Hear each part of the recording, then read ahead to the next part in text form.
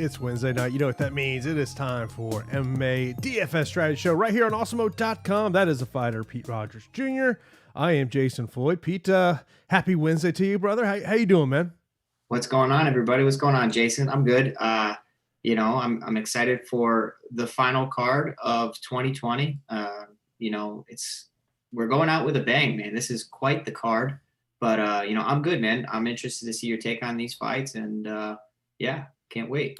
Of course, I will answer your questions throughout the show as we break down all of these fights. So do us a favor, hit that thumbs up button. And if you're not subscribed to Awesemo right here on YouTube, hit that subscribe button. We got a ton of shows for you. NBA season, we're 6 days away from the start of the regular season. I think I'm going to try to hit up the Raptors game here in Tampa as it's going to be nice to basically drive about 20 minutes for me to Amalie Arena as opposed to about 90 minutes over Orlando to watch some NBA basketball. So be sure to hit that subscribe button and hit that notification bell. Let you know when a new show is live here on the channel. Of course, we'll be here for, I guess, Pete will say at least the next hour because we have got a ton of fights to get through. It was supposed to be a 15 fight card. Now it's a 14 fight card. We'll see if we lose any more fights. We kind of know how these cards go in Vegas, but before we get there, got to talk a little bit about last week. Pete, kudos to you.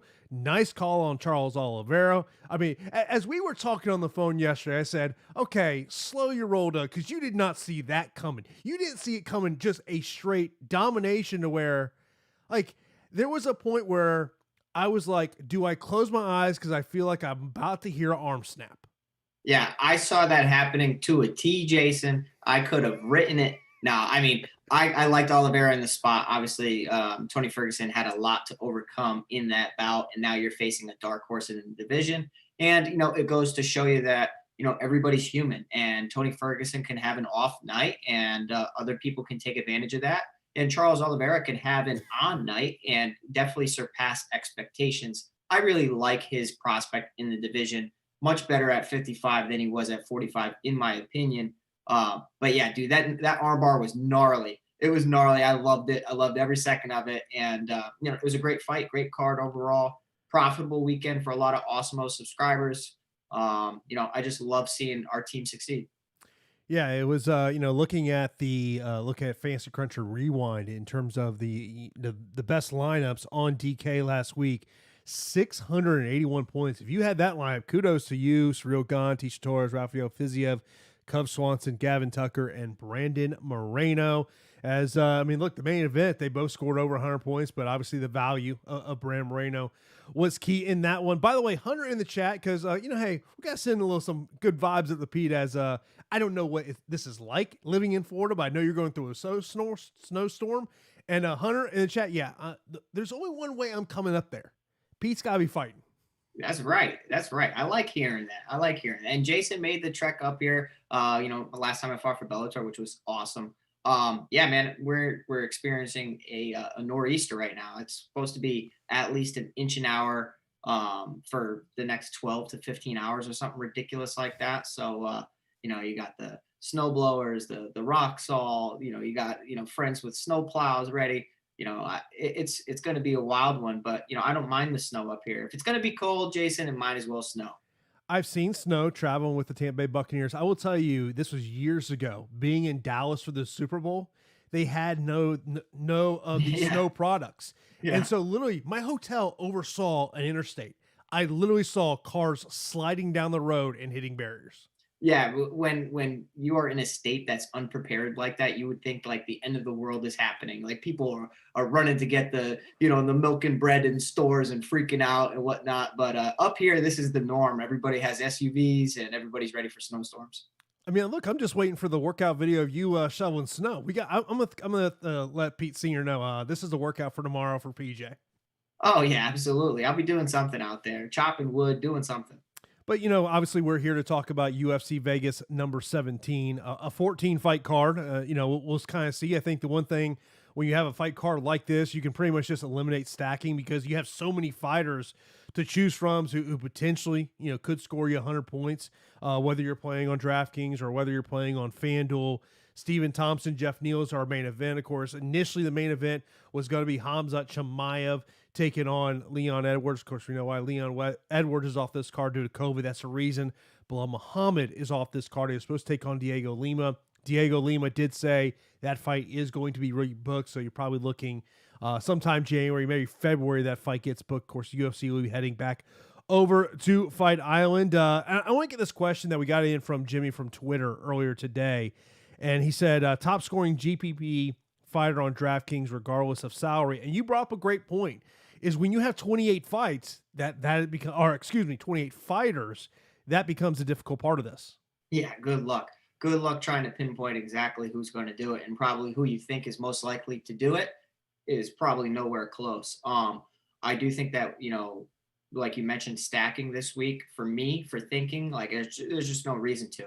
And the main event is going to be a weird main event based on Stephen Thompson's style. He really creates such an unorthodox puzzle to solve for his opponents, and it leads to lower volume, less success, just underwhelming statistics, and we've seen it a lot. So like, to stack the main event, if you're going to stack anything because of the 5 rounds, I just don't think it's necessary. There's so many other spots, and I think this is going to be a week where if you have salary left over, you're doing something right, because there are so many underdogs that I actually think have legitimate chances. Like, I can make an argument for almost every fighter on this card. And I know it's an MMA fight. Anything can happen. Anything can change. But literally, there are so many spots here that we need to take advantage of. Yeah, I put this sheet together for myself as we're doing this show, where I've got all the fighters, their salaries on DraftKings, their salaries on FanDuel. When I was putting my FanDuel sheet together, some of the numbers kind of did surprise me of where they were at. Whether I just like, man, I didn't think they'd be that high, or I didn't necessarily think they would be that low. DraftKings, I think there's a lot of great opportunities over on DraftKings, especially when you look at the underdogs. We'll get into these underdogs as we get on, but let's get right into the main event because we got a ton of fights to break down here. Stephen Thompson and Jeff Neal. Stephen Thompson, 7,800. Jeff Neal, 8,400. Of course, that's on DraftKings. Over on FanDuel, $20 for Stephen Thompson, $19 for Jeff Neal. I think one of the reasons you're going to see a little bit of a difference in pricing is FanDuel. Actually, I remember I looked on Monday, and the salaries are already available on Monday. And one of the things that jumped out to me, and of course, if you're looking to check out the odds, you can go over to Odds Shopper there at Awesemo.com. Stephen Thompson, he's plus 100 currently. Pete, he opened up at minus 170. Yeah, a lot of money's coming on Jeff Neal, and it's a tricky fight. It's a tricky puzzle to solve. I mentioned that already, and I do think that Jeff Neal is equipped with the skills to do it, and he's also part of something that I think is really important. That he's a part of a really good camp with such like strong training partners and a strategic mind, because you really need to develop a game plan to beat the karate style of Stephen Thompson. You have an amazing kickboxer from a karate background of Stephen Thompson, who stands sideways, uses a lot of his lead leg. So a lot of lead leg side kicks, a lot of darting in and out, keeping you at distance. And that is where a lot of Thompson's opponents struggle, is they can't get in on him. If they do get in on him, he gets, they get hit with side kicks, or he's not there to really counter. I do think that Jeff Neal, he does the basics really, really well. And based on where he's at in his career, it makes sense that the odds are starting to swing in his favor. Great power, dynamite in his hands, has good kicks as well, strong camp, lots of, good finishing ability, 77% finishing ability. I just feel like Thompson is so good at making good fighters look bad. Look what, like, in the Vicente Luque fight, like, he didn't make Vicente really look bad, but like, he came back from suffering a knockout loss to Anthony Pettis when he was beating him pillar to post. And then, everybody was worried about him getting knocked out by Vicente Luque. And goes to show you that, Thompson's just so smart, and his IQ, his fight IQ is what separates him from the pack. So like, this fight, I've been going back and forth, Jason. I feel like overall I'm okay with getting away from it. I don't feel like it's going to be a part of an optimal the majority of the time, just based on Thompson's style. What are your thoughts? Well, actually, I've been working the phone as you were talking. Oh. Not good news. Oh. Looks like we've lost another fight. Who? I'm waiting for confirmation, but it sounds like Rick Glenn's off the card. Oh, goodness. Yeah. So like you say, I'm just working the phone here. But in terms of the main event, okay, here's on the Jeff Neal side of the thing, because I wanted to get your take on this. Had the health issues not that long ago. Doesn't that concern you?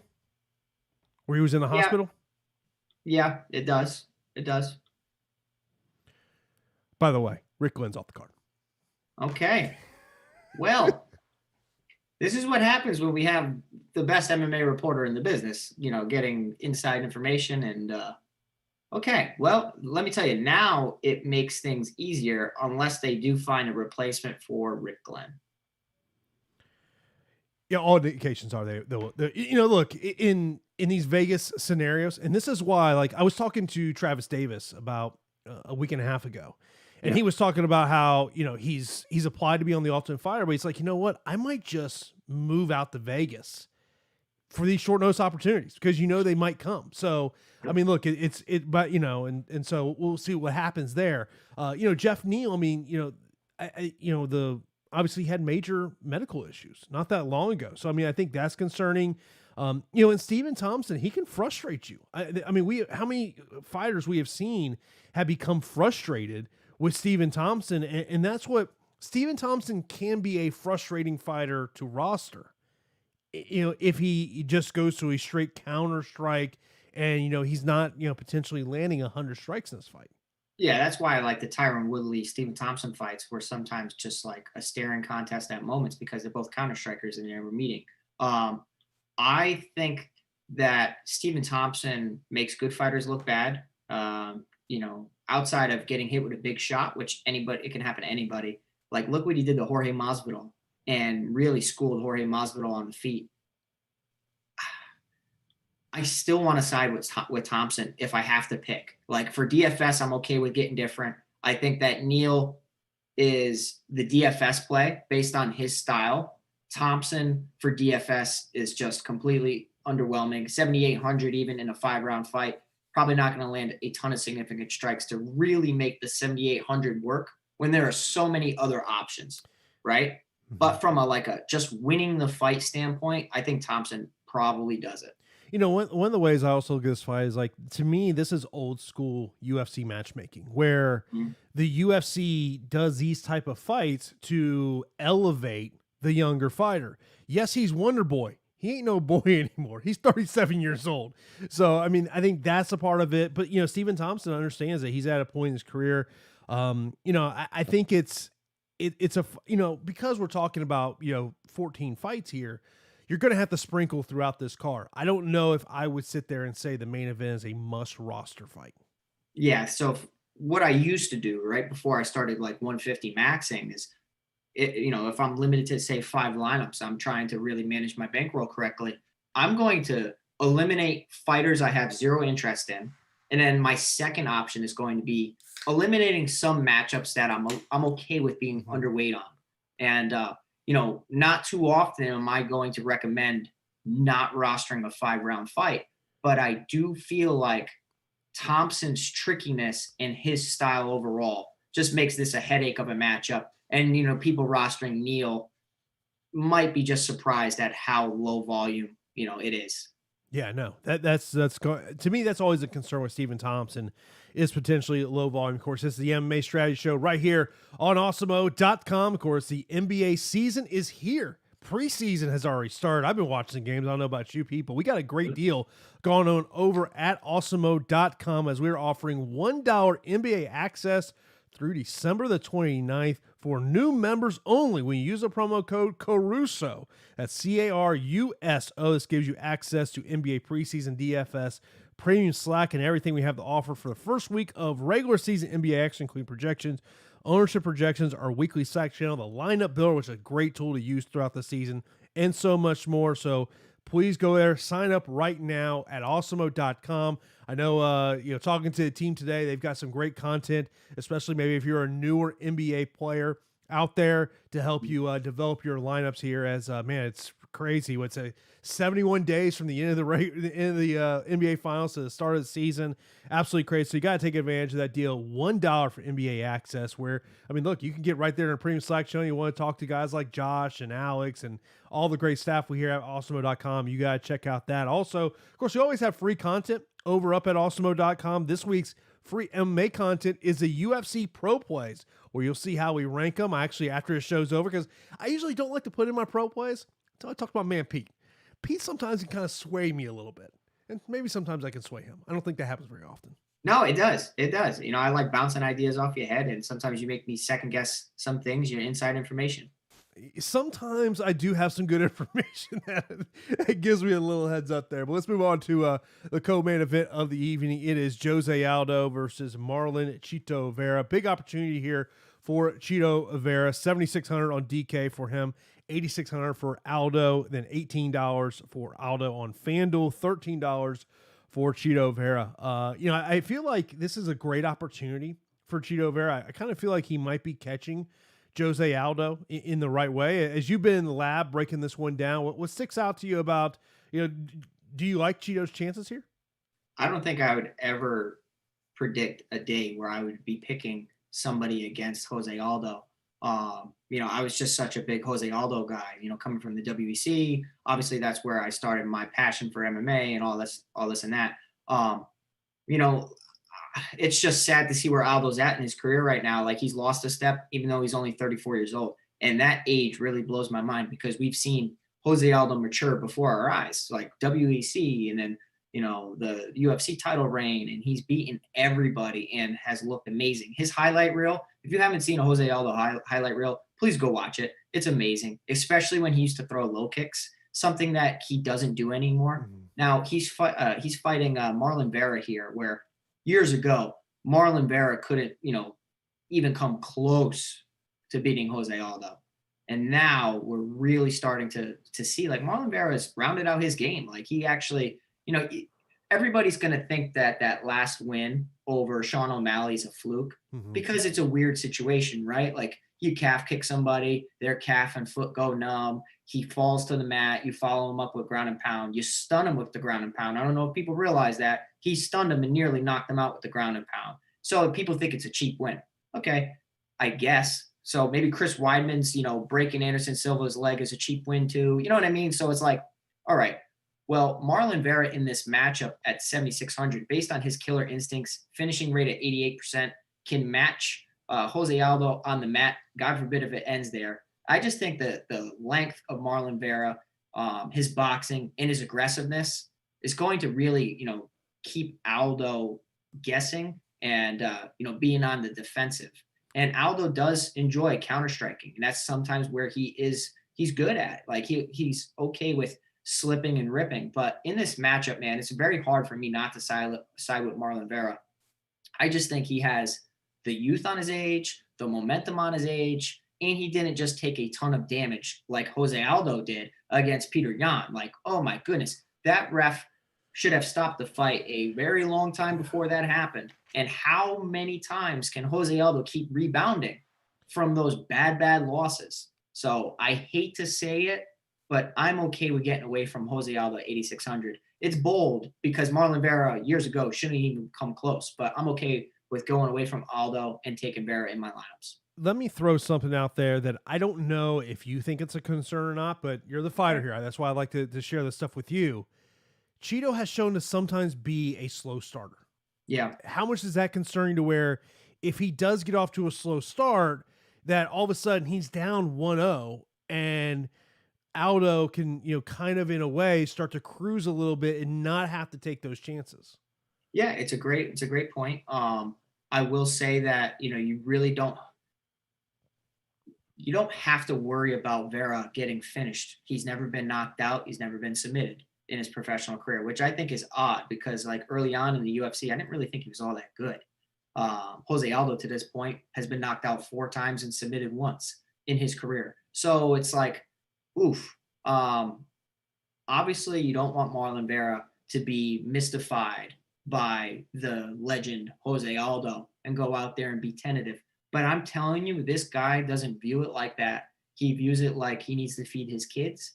I don't think that he's going to be bothered. I think he's going to seize the opportunity and he's going to go out there and really make a name off of Aldo, which is crazy. Like, it's crazy because I don't want it to happen, but I think it's going to.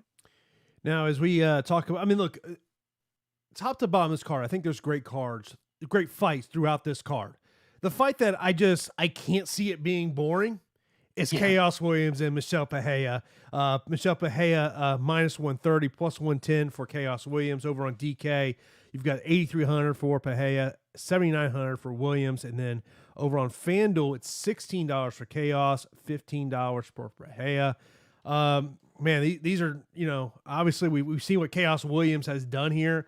I know I saw in our premium Slack channel, P-War is basically saying, like, how do you avoid Chaos Williams at this price when, like to me, this is a GPP fight all the way. I don't look at this fight as a cash fight. This to me is totally GPP because there's a good chance the winner is 95 to 110-ish and the loser is like 10. Yeah, I think that somebody's going on somebody's highlight reel. I really do. Like, I mean, Michel Pereira could literally do a backflip and kick him in the head. And I'm not kidding. That's what he does in the cage. And next thing you know, Chaos Williams is knocked out. But maybe Chaos Williams just overwhelms Michel Pereira and, catches him when he does something stupid like a backflip. So I think that this fight is crazy, Jason. I think I'm going to target it. It's mid-priced, so I think you have to be somewhat foolish to avoid it. Michel Pereira will have the grappling advantage, I would imagine, because we just haven't seen enough of Chaos Williams, right? I mean, like, in 2 UFC fights, his average time in the UFC octagon is 29 seconds. That's insane. That is insane. His hands look incredible. Outside of his hands, his regional tape is okay. I didn't expect that to happen against Abdul Razak Al Hassan. I did not expect that at all. And he went in there and just completely starched him. So whenever somebody has power like that, Jason, we have to take notice, right? Like 7,900, just to pivot off of him and think that his power was just fluky, I think is foolish. I will be rostering this fight like crazy. I do feel like Williams has a gift with that power. I feel like he has some decent training partners now. Training with Joaquin Buckley occasionally. Michel Pereira needs to mix in takedowns, right? Needs to really just take Williams out of his element. And if he does that, he can win this fight. But the guy is reckless. So what is his IQ at when the fists start, throwing? I'm favoring Williams here at 7,900. There's no way I'm not rostering Pereira though.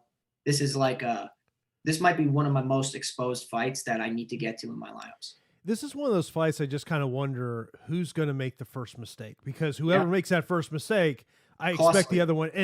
And because of that capoeira style, there is part of me that wonders, will we see less of that style than we typically see? Yeah.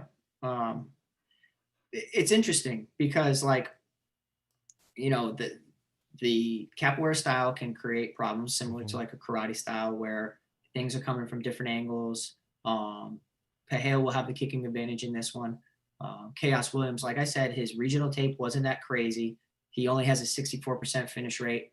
But, like, when you knock somebody out flat like that, you need to pay attention to that, because that doesn't happen unless you have serious power.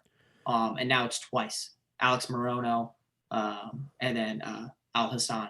So sometimes fighters find their power late. It really is true, whether they find a good coach, a workout routine.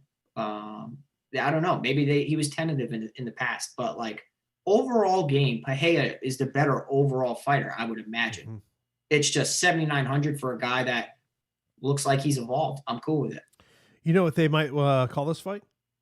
What's that? About to throw them bungalows. I was going to, yeah. I agree. I think I feel pretty safe to say takedowns not happen unless someone gets rocked. I think takedowns are going to happen because they're going to get rocked. Yeah. I mean, yeah. If you're not just going to magically see some double-A takedown in the middle of the cage when they're just trying to take the fight to the ground. I don't think that's in the DNA either one of these fighters.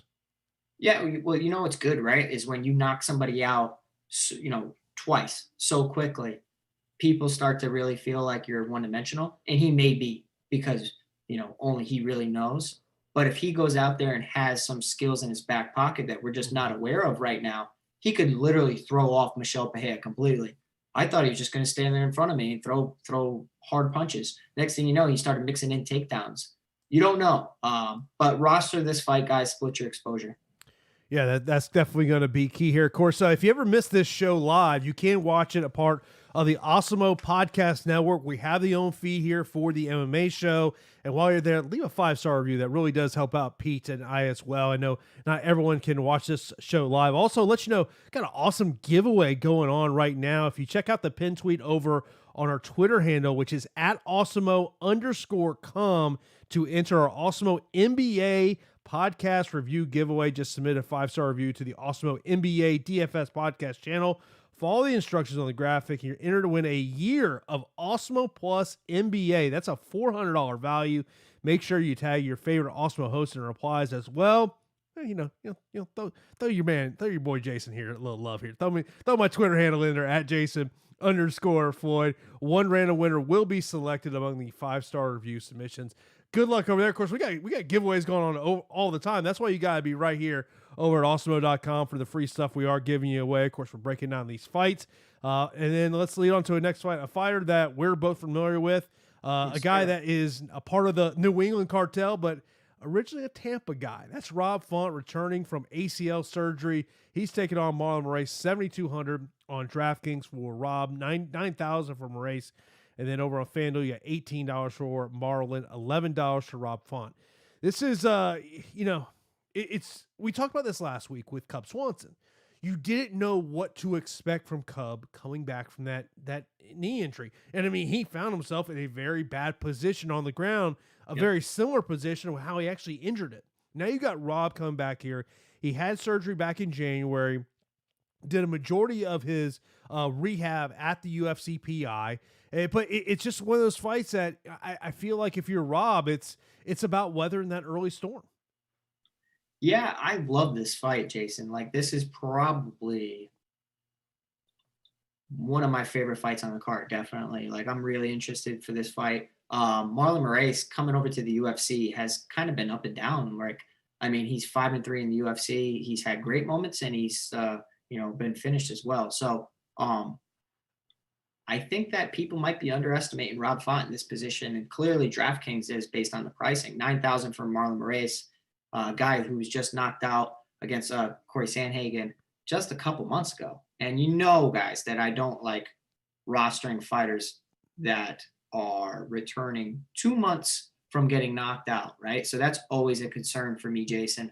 Now, Rob Font obviously is returning from injury, like you said, surgery. How is his confidence in there? How is his confidence on his leg? How will he deal with getting leg kicked by Marlon Moraes, who is going to throw great leg kicks? Well, let me tell you, he trains with Calvin Kattar all the time. Kattar does throw good leg kicks as well. Good boxing. That whole team up here in New England, they're very strong. It's a good team. Tyson Chartier really has built a great team around him. Props to Tyson. I think this fight's interesting. And despite the return from injury, Rob Font in his previous fight against Ricky Simón looked great. He got taken down several times, a lot of times actually, but worked back to his feet and, put on a great fight against Ricky Simón, who I think is one of the notable names in the division going forward. I think that the fact Font hasn't been knocked out, but he's been rocked is something that you can side with Moraes, right? Like, Moraes has that crazy power. So if Font has been rocked in the UFC several times but never been finished, maybe Moraes is the guy that can really find that chin and put him away. But I see Marlon Moraes here, been knocked out 4 times, been submitted twice. Font has been submitted, but it is against Pedro Munoz, which, I mean, come on, Pedro Munoz's guillotine is incredible. Let's not really critique that too much. So this is another fight where I'm torn, Jason. Obviously, 9,000, you're paying a premium for Marlon Moraes, who A, just got knocked out, and B, has cardio issues. Okay? Red flags for me, though. Red flags for me, because I don't like backing guys that are like, a liability in the cardio department. Rob Font's motor is crazy, and 7,200, I'm going to have plenty of Rob Font. I'll have some Marlon Moraes, of course, because he's so skilled. But I think you need to smash exposure to this fight as well. Yeah, I mean, I look at Rob and I sit there and say, especially on DraftKings at 7,200, to me, like his last 3 fights gone decision. But if you tell me he wins a decision here, I'm like, you know what? Probably still scores you a really good point without a stoppage. The one concern I would say I have on Rob's aspect is when he's gotten that step up in competition, he hasn't been able to get the win. You look at the loss of John Lineker, the loss of Pedro Munoz, and the loss of Rafael Sunsao. So, like, if I was going to put any concern on the Rob Font side of it, that would be the side of every time when he's had a chance for that signature win, it hasn't happened, and B, coming off knee surgery. Yeah, I think it's fair, and it's fair criticism. But since that, if you look, he does have 3 notable names now on his record of victories. Thomas Almeida at one time, Thomas Almeida, if people don't realize, when he was coming into the UFC and when he made his debut, he looked like an absolute future world champion, and he was finishing everybody. Rob Font went out there and put him out. Got a nice win over Sergio Pettis, who is having tons of success outside the UFC as well. And Ricky Simon, he's a name, but I know what you're saying, not a big name. Now, this is a big name. Marlon Moraes could boost you to the top of the division. I'm interested for the fight. I think it's going to be a very competitive fight. Hills 3 TDs Wilson has this question for you, Pete. He goes, Pete, you see Swanson limping a ton after that fight. Any worry with Font after round 2 or so? Yeah. Definitely. I feel like when what was his name? Who did he fight? Who'd Swanson fight? Daniel Pineda. Pineda, thank you. I don't know. Sometimes I just go brain dead. Pineda was really burying that leg kick, and I was like, "Ooh, this is good. This is good." If the fight continues, because like those are going to catch up to him, especially if you sit down on your stool. That's sometimes the worst thing you can do. You sit there and now you really feel it, and you're like, "Oh goodness, I shouldn't have stopped moving." I can't tell you if that's going to happen. I will say Rob Font's pretty good at checking kicks, though. So unlike Cub Swanson, Rob Font is pretty good at checking kicks. Yeah, I mean, look, and this is a matchup where Marlon knows if he is going to make a run at that title again, he's got to get a win here. If he gets a loss here, I don't know what that road looks like at 135 pounds. So it's a big matchup. When I talk about my top 5 fights of this card, I spoke about this earlier today on my podcast of this is one of those fights that to me really interested. Look, the heart in me, I'm rooting for Rob Font. He's a Tampa guy. Obviously, you're going to support your New England guys, but this is a tough fight. It's a really good fight. Looking forward to it. Next up, we got a female matchup. We got Jillian Robertson taking on Thalia Santos. This is a straight up pick'em fight right now on the betting odds. You could have got some plus money at one point on Jillian Robertson. It's the 8,200, 8,000 fight on DK. 8,200 fighter is Santos. And then over on FanDuel, we got the vice versa. $16 for Jillian Robertson, $14 for Santos. Obviously, when I think of Jillian Robertson, I think of submission game. Yeah, absolutely. And I feel like, right, there are some fighters that I roster a lot, and I don't mean to. And I feel like Jillian Robertson is somebody that you roster a lot. And, you've actually had a lot of success. And I'm kind of always the guy picking against her. And it's just slapping me in the face. I'm tired of getting slapped. But maybe I'm right this time. 8,200, 8,000 fight right here, right? Now, very evenly matched fight. Obviously, I liked Thalia Santos' previous opponent, Montana De La Rosa. I thought that was a cupcake matchup. I thought she was going to go in there and put some work on her. Here, now you're talking about a huge step up in competition because Jillian Robertson has a ton of UFC experience, 6-2 in the UFC, some tough experience as well. And it seems like Robertson is kind of just like, I don't know, developing before our eyes, right? Like She has a relentless takedown pressure. Like she tries to get you to the mat ASAP, wastes no time at all. It's like a female Chimaev, like wastes no time at all, goes across the cage, tries to implement a game plan right from the get-go. I think she could struggle here. Granted, I've said this a lot, so beware. But I think she could struggle here against Thalia Santos because Santos is physicality. Santos is very, very strong. You saw that against Molly McCann.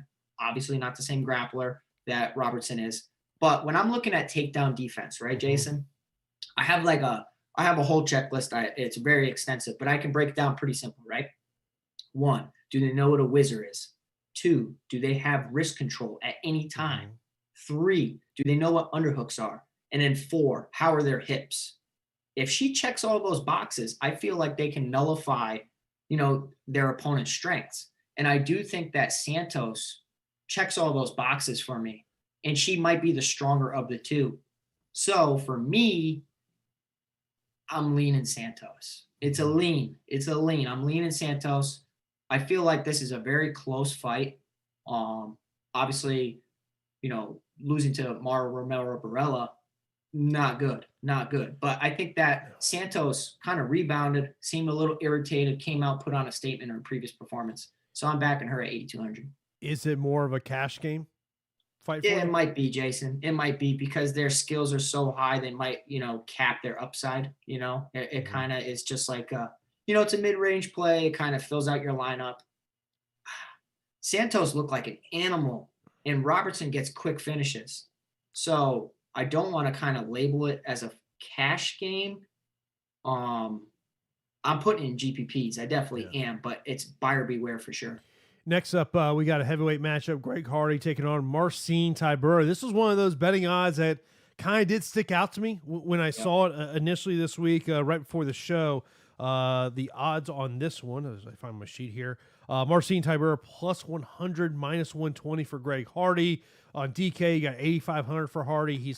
Both these fighters $15 on FanDuel. Tybura 7,700 on DraftKings. I guess my concern with Greg Hardy is we know what Greg Hardy wants to do. He wants to throw that right hand. I mean, he's going for the knockout. My ultimate question really is, and it's a big unknown at this point, and I think this maybe could be the fight we see it happen. What happens if he gets put on his butt in a takedown? Yeah, agree. And what happens if he gets just completely out-grappled? Obviously, his opponents have to get him there first, so I can't really knock anybody or knock Hardy. But, man, Jason, am I a hater because I'm not backing Hardy in this situation? Or am I just kind of looking at this from an educated standpoint where it's like, okay, Marcin Tybura is going to be a massive guy, right? He's a big guy. You have Greg Hardy who struggles with cardio, okay? This type of fight and this style fight, because he does have asthma, okay? I'm not knocking him. It's just true. He's not going to be able to keep up with the Tybura pace, especially if it's grappling heavy. What happens if he gets put on his back, and now you have a legitimate Brazilian Jiu-Jitsu black belt on top of you, former champion, outside the UFC, obviously. I think it's a nice spot for Tybura. I think it's a learning experience for Hardy. The problem with Tybura is how he's been knocked out several times. So standing up, he is good. He just he performs well, and then he kind of just like completely screws it up. He's been knocked out 4 times. I don't want him standing up with Greg Hardy because one shot can end it all. Another fight I'm targeting. I'm not ignoring Greg Hardy because of his potential of quick, early Francis Ngannou type of finishes. But for me, value play, I think Marcin Tybura is a difficult equation for Hardy to solve, especially if he implements grappling from the get-go. I mean, look, you're looking at it from a fight aspect, and I agree with everything you had to say there. I mean, look, if you tell me this fight plays on the feet, now Marcin Tybura is not much of a kicker. I do wonder if we do see some kicks because we've seen Greg Hardy struggle with leg kickers. I mean, like to me, I think you have to have, if you're a multiple lineup player, I think you have to have exposure on both sides of this one. Mm-hmm. Obviously Tybura, you got to hope that he's going for a takedown, gets this fight to the ground, but what happens if Greg Hardy can keep this fight on the feet? We see what he can do with his hands, but cardio is a concern there. I think it's all great points there, but to me, I think you got to have ownership on both sides of this one. Let's move on to the next side because we still got a ton more fights to get to here. We got Anthony Pettis taking on Alex Morono, 9,200 for Showtime, 7,000 for Moreno, $20 on FanDuel for Pettis, $10 for Morono on the betting odds. You got minus 230 for Pettis. A comeback on Alex Morono plus 190. I sent you this clip that I saw on Twitter earlier today, and it was Anthony talking to Ara Helwani of ESPN. He talked about how, he went down to Colombia, got some stem cell work done. And part of that was he had to go sober. He had to stop drinking. He had to stop partaking in marijuana. And I just found it really interesting because you do hear a lot of this. And like when he talked about how he stopped drinking, it actually made me think of Louis Smolka, who literally and Louis has told the story countless times. I've had the conversation with Louis. Basically, I remember him telling me a story about how he was so hungover. The USADA guy got there at 6 a.m. and he was just pounding liquids in his, water in his system just to try to be able to do his drug test. But I wanted to get your side of it because I sent that clip over to you. What was kind of your take from a fighter's aspect? Well, I mean, it really wasn't a surprise to me because I know a billion fighters, right? And vast majority of them are partiers, right? You have people that, that smoke marijuana, no problem at all, because it's just recreational. They do it.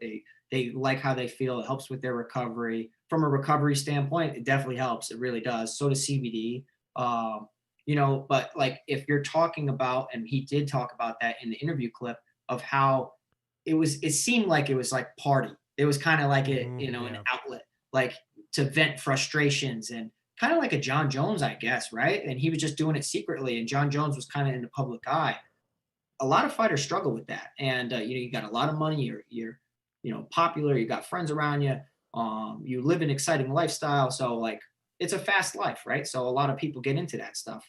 I will tell you, as far as performance wise, there are plenty of fighters. Like my dad says it all the time. He's like, the boxers in the past, they used to get drunk the night before and then go 12 rounds. So it didn't matter. So my pops, he's like, as long as you're okay mentally, I guess you can literally do anything, right?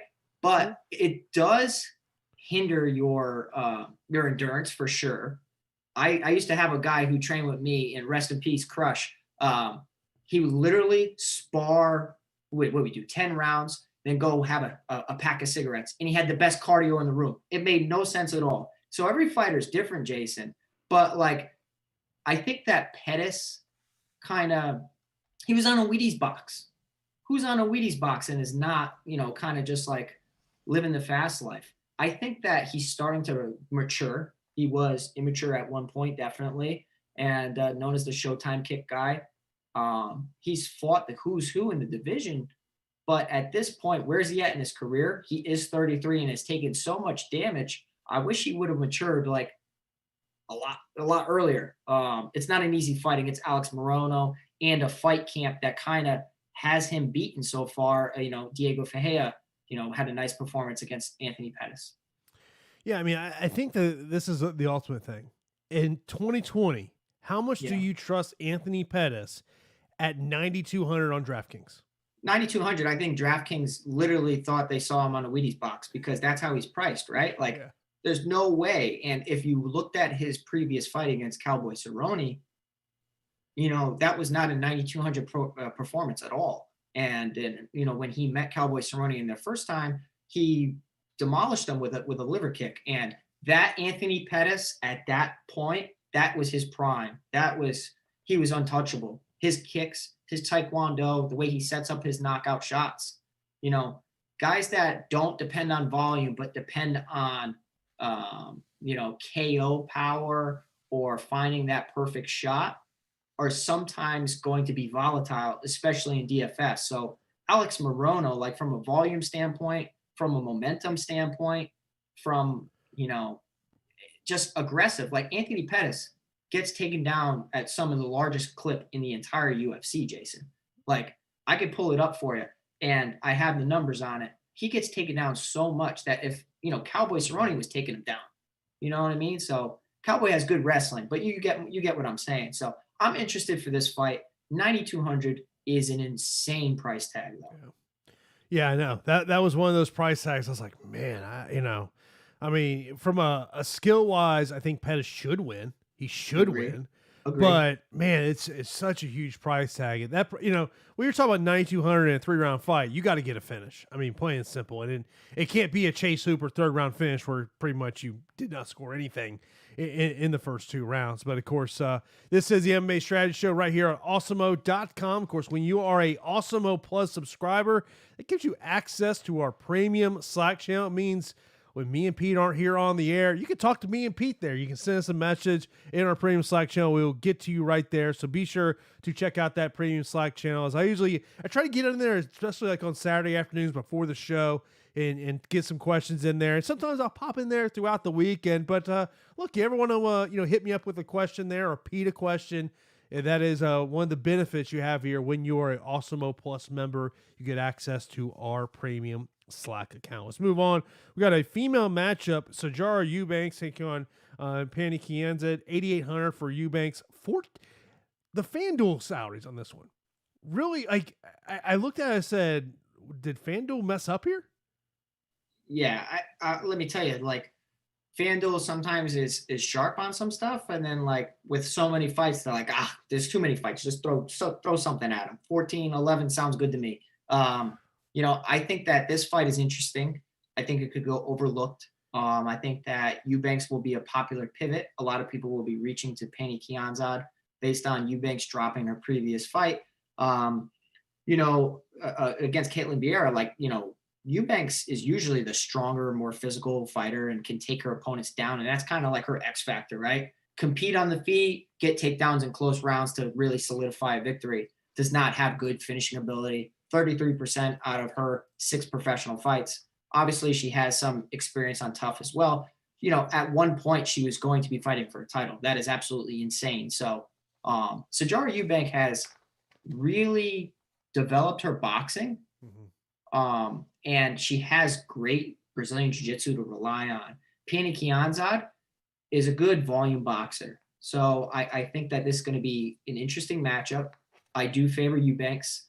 I do understand that Eubanks has poor cardio, and as the fight gets on, you could see her, her meter start to decrease, and it's like, oh goodness, now her opponent's starting to come on, and she's going to lose this fight or make it closer than it needs to be. But if Eubanks gets her hands on Kianzad, I think that she can, get some takedowns and potentially get a submission victory. We saw Tisha Torres last weekend finally get a finish. Mm-hmm. We're human beings. Every fighter that's fighting on Saturday is a human being. He takes one error, one mistake in MMA, somebody capitalizes on it, and a blind squirrel finds a nut every once in a while, and Tisha Torres gets a finish. I will say Sijara Eubanks, 8,800 is insane for DraftKings. $14 on FanDuel. I'm okay with it. I think she gets the W. Yeah, that FanDuel price really stuck out to me. By the way, Hunter, he says, wait, Jason, this fight's at 170. Yes. Anthony Pettis, Alex Morono is at 170 pounds. Yes. It's just, I think that Pettis to me is a more natural 155er than he is 170, but at this point in his career, I think you're just going to see him there at 170 pounds. Let's move on next. We got a matchup that was supposed to take place a couple weeks ago. Carl Roberson, a big favorite spot here, but he is one of those guys, Pete, that I just don't know if I can trust him. Even though I know he should win here. This should be a win here. I think it's GPP written all over it, but do you trust him? I mean, when I look at this card, Jason, right, there are a ton of fights, ton of fighters, ton of options. I really like Roberson. And I don't really see myself being a Roberson guy, but like of 9,000 options, I'm okay with getting to him. And the reason is because of what his training partners have raved about him in the past. Corey Anderson has talked about how unbelievable Carl Roberson is as a training partner in the training room. And we've seen glimpses of that. Yeah, he just got submitted by Marvin Vettori, but look what Marvin Vettori just did to Jack Hermanson. Vettori's the real deal. And, there's a reason why he went, in a close decision loss to Israel Adesanya. I think that Roberson, right, can get out-wrestled. And that's definitely a worry here against Dalcha Lungiambula. Okay, I think I got that. Sure, go ahead. Yeah, sure. Lungiambula is a great judo practitioner, right? Good judoka, good throws and good power, but is going to be the shorter guy, 5'8" for 185 pounds. He looks like a tank, right? But with all that muscle, definitely zapped your energy. You are a round 1.5, round 1 or 2 fighter, because you're not going to be able to sustain a high pace. Carl Roberson, a great kickboxer. I think he can actually find the chin of Luke Yambula. We've seen him get knocked out in the past. Obviously, Roberson needs to not get taken down, and he does get taken down quite a bit. But as far as jiu-jitsu, I might edge with Roberson here. I think he's got some sneaky jits and can really hurt Lugi Yambula. 9,300. I don't blame you for being worried. And if you are worried on this card, you have so many options. Just pivot to somebody else. But I like him quite a bit. I think that this fight screams fireworks, and I think he's going to need to get rid of Dalcha early, or late. I think it's going to be a finish for Roberson here. Yeah, I mean, it's just, Carl's had kind of a little bit of an up and down UFC run, and obviously, how does he bounce back after a Vettori fight? That's something to pay attention to here. Of course, be sure to give this video a thumbs up. If you like what you're seeing here from myself and Pete, be sure to give us that thumbs up and hit that subscribe button. If you're not subscribed, also, you got to subscribe when you're looking for DFF coverage. No matter what the sport is, you want to get ready for this weekend's NFL. Ton of NFL action for you this weekend. Of course, we got games on Saturday of this week, along with Thursday Night Football, the Showdown contest, all the great shows we have over here at Awesemo.com. So be sure to hit that subscribe button. Also, make sure you hit that notification bell. Myself and Pete, by the way, we will be back here on Saturday for the Live Before Lock. I believe we're going to start about 2:30 p.m. Eastern time-ish. So as of right now, lock is 4 p.m. Eastern time. I feel like I have to say as of right now as we do this show. Yeah, because we lose a fight here, we lose a fight there. They push it back. Next thing you know, the fights are going on forever. And this card needs to start early because this is going to literally be a long card. And, I mean, the finishes, I wonder how many finishes we're going to have on this card. I think it's going to be quite the long card. Let's see here. I think if you set it at 6.5, I'm taking the under. Really? I think so. I think it's going to be a long damn night. All right. If you cursed it, oh man. Oh God. I mean, I hope I'm wrong. I'm just seeing it's going to be long. Yeah. When you're putting on 14 fights, it could potentially be a long night of fights. Next up, we got Deron Winn taking on Antonio Arroyo. Arroyo minus 155 plus 135 for Deron Winn. Arroyo 8,900 on DK, 7,300 for Winn, and over on FanDuel, $16 for Antonio and $12 for Deron Winn. I hate this fight. You know why I hate this fight? Because the way you feel about Carl Roberson, you can't trust him. I can't trust either one of these guys because I know what Antonio Arroyo's kryptonite is. It's a dominant wrestler, okay? And Deron Winn is possibly one of the most disappointing prospects to come into the UFC. I feel like he just doesn't put enough effort in. You got Arroyo who struggles to make 185 pounds. You got Deron Winn who's known for not really putting full effort into training camps. DC has talked extensively about it. So, of course they have to meet, right? Antonio Arroyo, phenomenal kickboxer, is brought into training camps to emulate Thiago Santos. Thiago Santos, you could see it. It kind of if you close your eyes and squint, he does exactly the same things that Thiago does. Strong kicks, really strong kicks, good punches as well, but relies on kicks first. Against a wrestler, I don't really like that recipe, right? You kick, they grab. So body kicks especially, okay? You either want to go really low where wrestlers can't grab your leg, or you want to go really high. That mid-range needs to be forgotten against a grappler or a wrestler because they just catching it, they get hit by it, and they just put their arm over it and grab it. Next thing you know, they work towards a takedown. And Deron Winn is a takedown specialist. Outside of his fight against Eric Spicely, where he had insane significant strike numbers.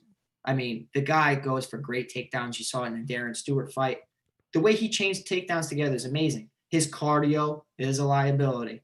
I think that Arroyo is going to be a massive human being compared to Deron Winn. 6'3" for Arroyo, 5'6" for Winn. And 195 pounds, 5'6", That is ridiculous. You were completely undersized for that weight class. It's only a matter of time before somebody really puts you in your place at that weight class. You saw what happened against Meerschaert. Meerschaert's really not that physical. So I wonder if Arroyo gets taken down, works back to his feet, takes advantage of Deron Wynn's gas tank, starts to land some heavy, heavy strikes despite Wynn's wrestling acumen.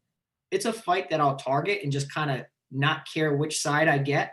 I do think that Deron Wynn has the potential to take Arroyo to Takedown City.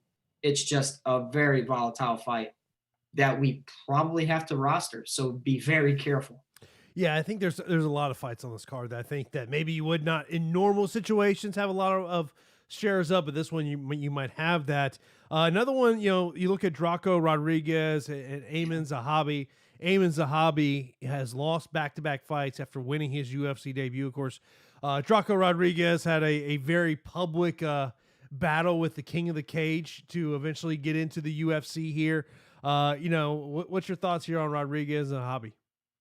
Did they block him from getting fights? Is that what happened? Yeah, he was going to go on, I believe it was a Contender Series, and they blocked it because of a contract. Doesn't surprise me in the fight game, man. Fight game, people, is the nastiest, grimiest thing in the world, and you just have no idea. Keep listening to our shows. We'll keep, informing you of how grimy this sport is.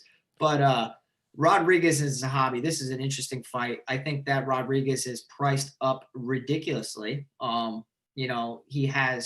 He's extremely aggressive, right? And you know what you're getting. 86% finish rate for Rodriguez, 86% finish rate for Zahabi.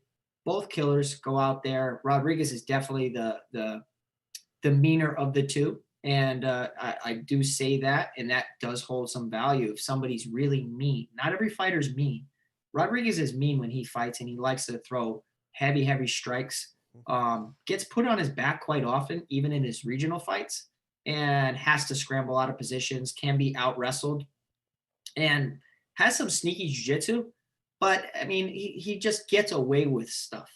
Now, Amin Zahabi, that last name by itself is going to always have value, just like Pettis at 9,200. People see Pettis, plug him in.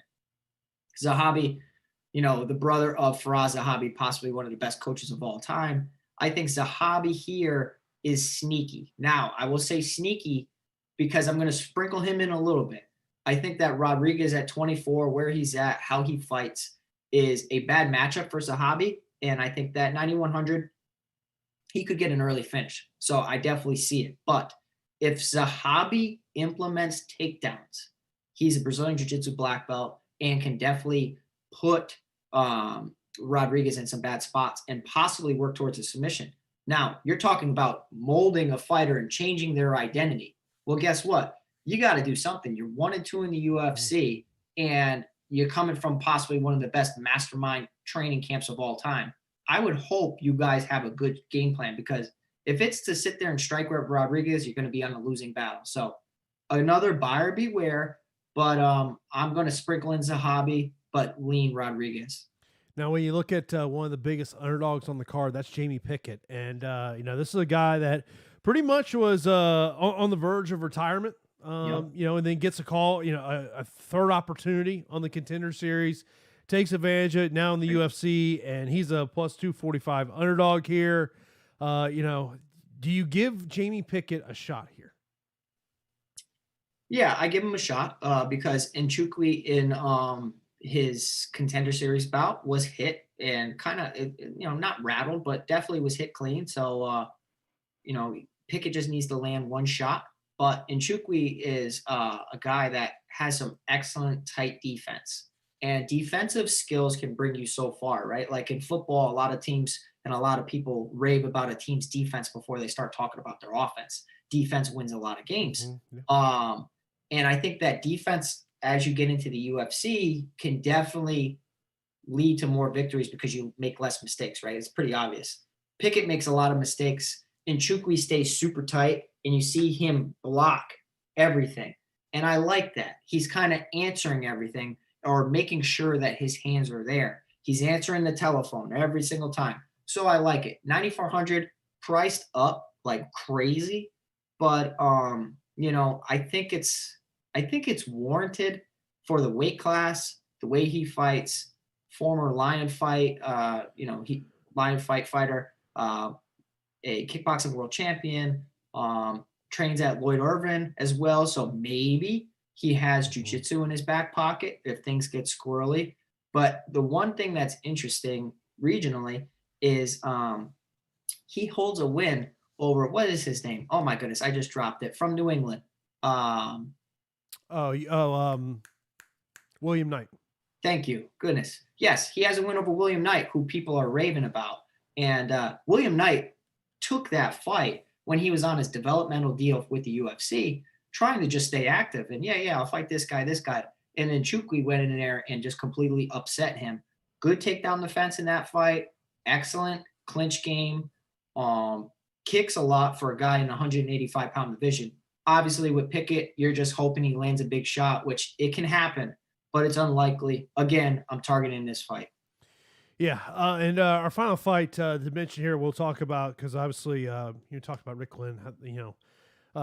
My sources are telling me that the fight that he was not fighting on Saturday is going to be Jimmy Flick, Cody Durden. It's a fight we broke down a couple weeks ago. I don't think really anything's really changed here. Cody Durden was actually going to be someone that I was looking at as a salary saver, but there's so many fights here. I don't know if I look at this as a salary saver. Yeah, you might not have to get to it. You might not have to reach, right? Like, this is a reach when there's so many options. It's kind of like, well, I feel better about some other spots. But, matchup wise, if you didn't hear our show, Jimmy Flick is an incredible jiu-jitsu guy. Throws up submissions similar to Brandon Royval. Excellent. 8,700. Definitely warranted for a guy that has an insane amount of submission victories. But in his losses, he has been TKO'd or knocked out in the past. Now, if Cody Durden, dropping down to 125 pounds, can sprawl and brawl, stay on top of his opponents, and put in some great ground and pound and just be the bigger guy, I think he could give Jimmy Flick some problems here. So Durden, I guess, despite like it being a reach, I'll put him in some lineups because I did like him a lot. 91% finish rate for Durden. I'm excited for the fight. They're finally doing it. Hopefully, fingers crossed, it happens. Yeah, it was pink eye was the original reason why this fight came down. Before we wrap out here and get some listener questions, let's go down our straight up picks. Main event: Stephen Thompson, Jeff Neal. Thompson. I'm going to go Thompson. Don't feel great about that. I'm going to go with the upset of Marlon Vera against Jose Aldo. Yeah, Marlon Vera for me. Melchel Pereira, Chaos Williams. Give me Chaos Williams. Chaos Williams. Marlon Moraes, Rob Font. I'm going with my heart. Rob Font. Rob Font as well for me. Julian Robertson, Thalia Santos. I will go Julian Robertson. Okay, different. Santos for me. I think we might go a little different here. Marcin Tybura, Greg Hardy. Give me Greg Hardy. Ooh, okay. I'm going Tybura. I just hope that he's not a bonehead and goes the takedown route. Next couple of fights, the favorites: Pettis, Eubanks, Carl Roberson, Arroyo, Rodriguez, and Chukwi. Wow. Okay. I'm going to go Morono, Eubanks, Roberson, Win, Rodriguez, and Chukwi, and give me Durden, I guess. Yeah, these are just picks. Yeah. These are just straight up picks. These are not DFS related, straight up picks. Yeah, Cody Durden, kind of like him in that spot. Trains with Douglas Lima and Diego Lima there at the ATT, just outside of Atlanta.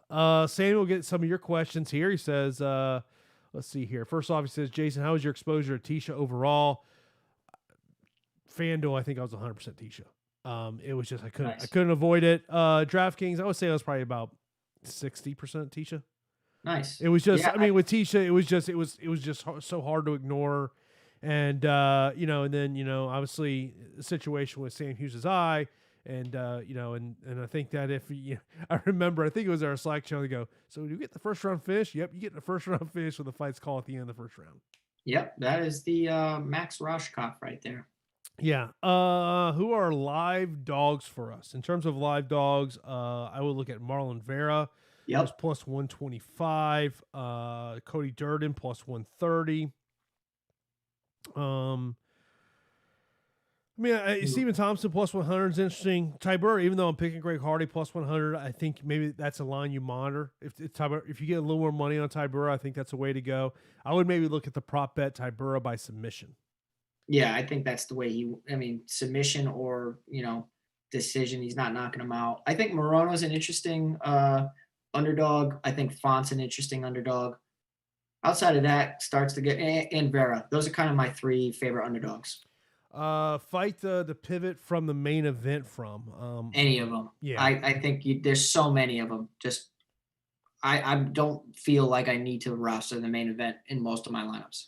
Top 3 GPP plays as well as top 3 cash. Well, I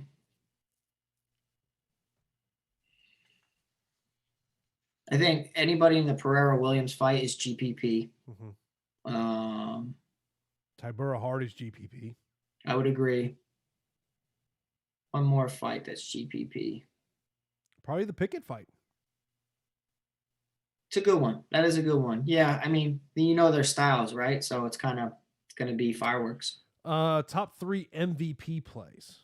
Ooh. So as I look at just kind of looking down, I mean, it's buyer beware, but Chaos Williams or Michelle Pahea. I mean, I think that, you're looking at a stoppage there. I think Hardy Tybura, I think you got to look at as MVPs there. Carl Roberson, even though you got to pay up a little bit, $20. Anybody else stick out to you? 23 for Nchukwu is crazy. I think a Marlon Vera at 13 is just such a steal. I don't know if I put him in my MVP, but I mean, 13 for Marlon Vera and 14 for Eubanks. Those are great values for me, but I think he kind of hit the MVPs perfectly. Who's getting KO'd the fastest? Might be Aldo. I feel that's bold. That's bold. I think that goes the distance. That's bold. That's bold. I take that back. Probably Jamie Pickett. I think Nchukwu. By the way, since I did see some chat in the chat on this one, yeah, when we got Pete's fight officially booked, we will announce it here on the show. Absolutely. That's already been discussed. It's already been discussed. That news will be broken here on Awesemo. But of course, if you ever have any questions, if you're a member of Awesemo, if you're not a member, sign up right now, awesemo.com/join.